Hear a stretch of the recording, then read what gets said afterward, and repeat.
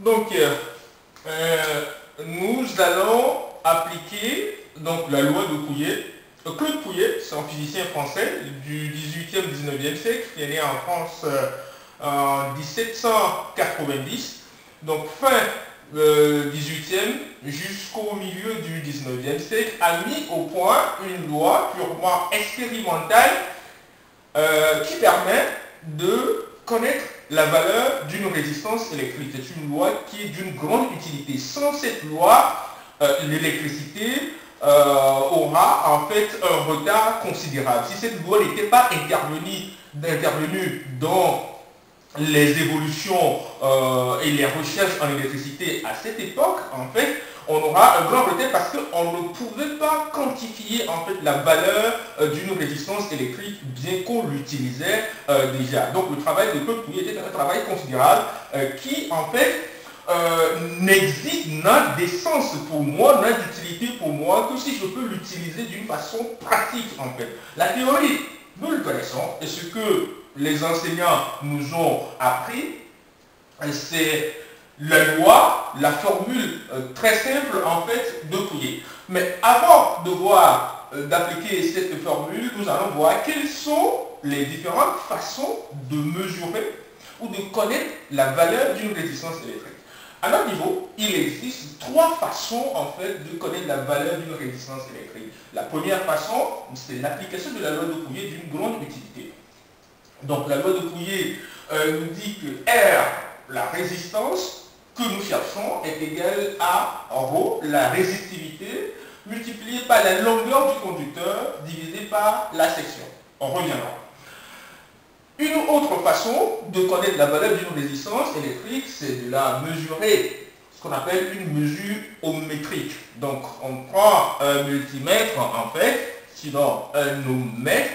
L'ohm, c'est l'unité de mesure de la résistance électrique, donc un multimètre ou un ohmmètre, et on mesure la résistance électrique relativement très simple. C'est un peu comme une balance permet de mesurer la quantité d'une matière ou un dynamomètre permet de mesurer une force ou un poids. Donc l'ohmmètre ou le multimètre permet de mesurer, on fait une connexion, on mesure, on lit très rapidement la valeur de la résistance.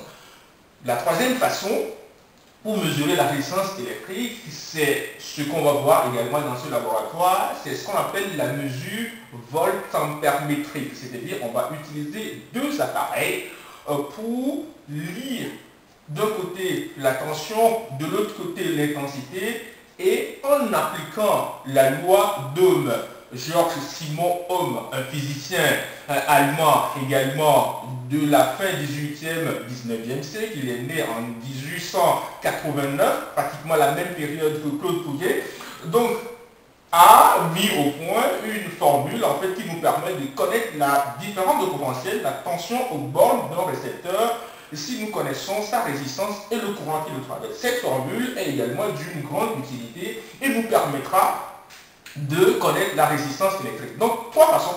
Utilisation de la loi de Pouillet, mesure ohmmétrique, mesure voltampère-métrique. Maintenant, première façon, calcul. Ça, c'est purement un calcul théorique. La loi de Pouillet est un calcul théorique.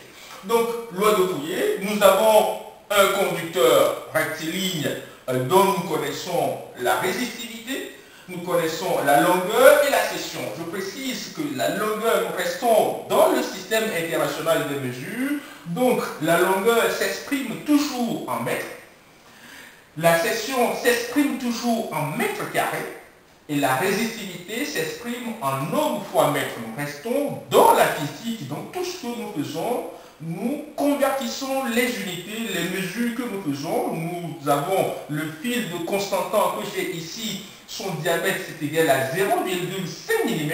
Je suis obligé de le convertir en mètres. La section, c'est égal à pi d carré sur 4. Nous restons dans une application de la formule jusqu'à la fin et nous faisons une application numérique. Donc, ρ, R égale à ρ fois L sur S. La section S qui n'est autre que pi d carré sur 4, je suis au dénominateur, le 4 passe au numérateur. Donc la résistance est égale à 4 fois la résistivité multipliée par la longueur sur pi d carré.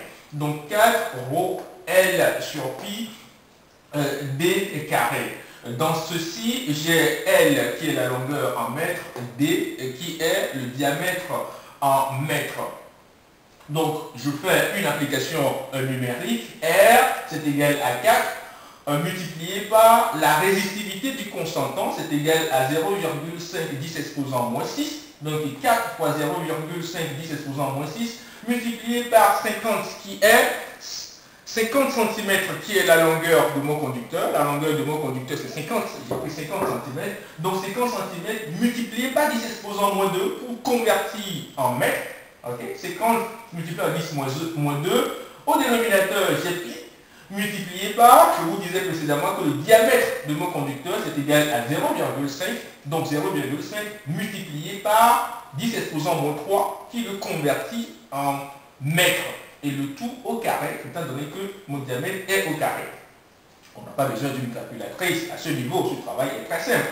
0,5, donc 0,5 multiplié par 50 est égal à 25. C'est la moitié en fait de 50, c'est 25. 25 multiplié par 4, ça me fait 100. 100, ça fait 10 exposant 2. Donc 10 exposant 2, 10 exposant moins 2, ça se simplifie. Il ne me reste ici que 10 exposant moins 6 ici. 10 exposant moins 6. Alors, au dénominateur, je gagne mon pi. 0,5, c'est égal à 5 10 exposant moins 1. Le tout ici, ça me fait 5 10 exposant moins 4. 5 fois 5, ça fait 25. Donc, ça fait 25 pi. Je me retrouve ici avec 10 exposant moins 4 au carré. Ça fait 10 exposant moins 8. 10 exposant moins 8, 10 exposant moins 6. Ça me fait 10 exposant 2. Donc, sans calculatrice, le résultat, c'est égal à 1 sur 25 pi 10 exposant 2. Qui, pour moi, est un résultat suffisant. Je suis en ohm, en fait. Quand je prends une calculatrice pour faire une dernière opération, je retrouve la résistance qui est donc égale à 1,27 ohm. Cette valeur est importante. C'est la valeur que me donne un calcul théorique. Je n'ai utilisé aucun appareil ici, si ce n'est un piacolis pour mesurer le diamètre du fil et une latte, sinon un mètre pour mesurer la longueur. Donc je connais la valeur de la résistance. Ce qui est très important pour moi. Deuxième phase en fait de calcul qui est une mesure ohmmétrique. Ok, donc je prends l'appareil et je fais une mesure très simple que tout le monde peut faire. La troisième phase qui est la phase beaucoup plus intéressante que nous allons voir ensemble, c'est la mesure volt-ampère métrique en utilisant donc la loi d'Ohm. Donc je disais précédemment que Georges Simon Ohm, un physicien célèbre allemand, a découvert cette loi qui permet en fait de calculer au début la différence de potentiel U aux bornes d'un récepteur, connaissant la valeur du récepteur et le courant qui le traverse. Donc U, c'est égal à R multiplié par I. Si la résistance que nous venons de calculer est en ohm et l'intensité du courant est en ampères, je trouve la tension en volts. C'est ce qu'on appelle la loi d'Ohm qui permet de calculer donc la résistance connaissant U et I ou le courant connaissant U et donc R.